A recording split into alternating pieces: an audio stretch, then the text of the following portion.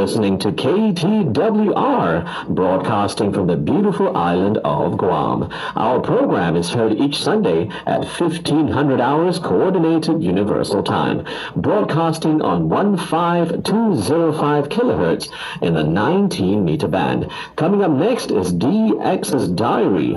This is KTWR, Aganya, Guam, where hope knows no barriers.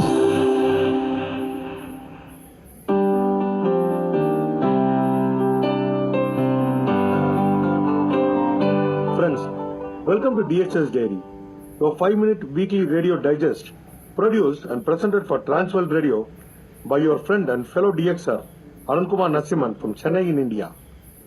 This program is broadcast every Sunday in 15205 kHz in the 19-meter band from 1500 hours Universal Coordinated Time through our transmitters of KTWR in Aganya, Guam. This program has been divided into different segments such as propagation, history of radio stations, announcement about pen pals, and listeners' logs. In the first segment, we will provide you information about sunspot number, SFI forecast, and A index every week with the hope that it will be useful for all DXers and amateur radio operators across the world. The sunspot number this week is 114. SFI forecast is 145. A index ranges from 18 to 22. In the next part of the show, we will get to know the history of radio stations across the world.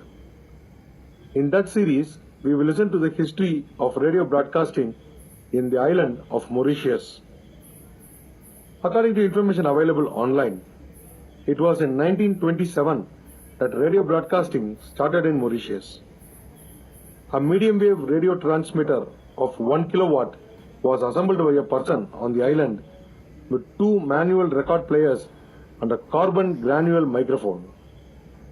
The station aired music and news for 2 hours a day. Tasting success with the installation of the first medium wave transmitter on the island, another islander tried his best in installing a second medium wave station in the name of Société des Radiophilus in 1937. He used a Philips transmitter which emitted 60 watts of power in the 42-meter band. He used the transmitter to air messages to the members of the society. When the Second World War broke out in 1939, the British Ministry of Defence took over the control of these 2 stations. Meanwhile, another group of people started a new radio station known as France Libre d'Outre-mer. They used a second-hand shortwave transmitter of 1 kilowatt. When World War II ended, the government merged both the radio stations, which is seen as a run-up to the birth of a national radio broadcaster. The Mauritius Broadcasting Service was started on 1 July 1944 as a sub-department of the Government Public Relations Office. They used to broadcast daily using a second-hand shortwave transmitter converted to broadcast in medium wave in 225 meters wavelength. Several listeners from various parts of the globe have been sending their reception reports either to us or to KTWR. We are happy to receive your reception reports and respond to them with a QSL card or an eQSL. We would like to thank Mr. John Zachary Alvarez from Cavite in the Philippines for sending his valuable reception report. Mr. Alvarez, your QSL card is on the way. Please keep sending us your valuable reception reports regularly. Friends, we have come to the end of the program now.